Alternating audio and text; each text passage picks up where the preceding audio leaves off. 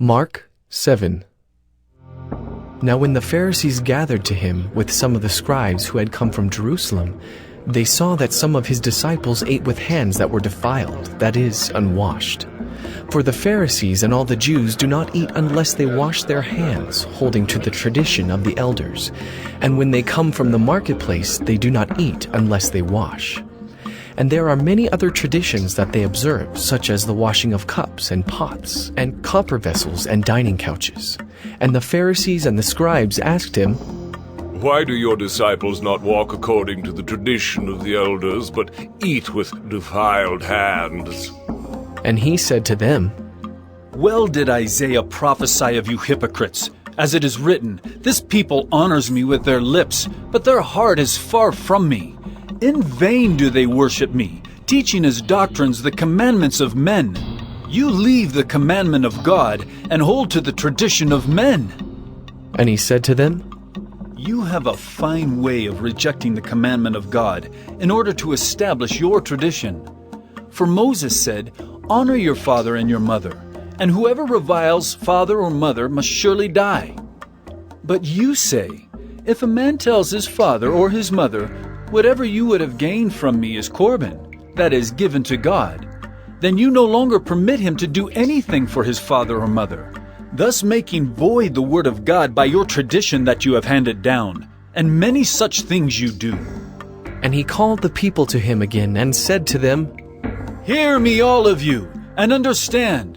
There is nothing outside a person that by going into him can defile him. But the things that come out of a person are what defile him." And when he had entered the house and left the people, his disciples asked him about the parable. And he said to them, "Then are you also without understanding? Do you not see that whatever goes into a person from outside cannot defile him, since it enters not his heart, but his stomach, and is expelled?" Thus he declared all foods clean. And he said, "What comes out of a person is what defiles him. For from within, out of the heart of man, come evil thoughts, sexual immorality, theft, murder, adultery, coveting, wickedness, deceit, sensuality, envy, slander, pride, foolishness. All these evil things come from within, and they defile a person." And from there he arose and went away to the region of Tyre and Sidon. And he entered a house and did not want anyone to know, yet he could not be hidden. But immediately a woman whose little daughter had an unclean spirit heard of him, and came and fell down at his feet. Now the woman was a Gentile, a Syrophoenician by birth. And she begged him to cast the demon out of her daughter.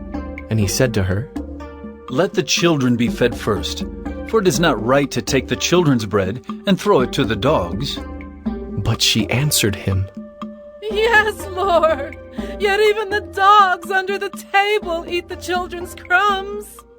And he said to her, "For this statement you may go your way. The demon has left your daughter." And she went home and found the child lying in bed and the demon gone. Then he returned from the region of Tyre and went through Sidon to the Sea of Galilee in the region of the Decapolis. And they brought to him a man who was deaf and had a speech impediment, and they begged him to lay his hand on him. And taking him aside from the crowd privately, he put his fingers into his ears, and after spitting, touched his tongue. And looking up to heaven, he sighed and said to him, "Ephatha," that is, "be opened." And his ears were opened, his tongue was released, and he spoke plainly. And Jesus charged them to tell no one. But the more he charged them, the more zealously they proclaimed it. And they were astonished beyond measure, saying, "He has done all things well. He even makes the deaf hear and the mute speak."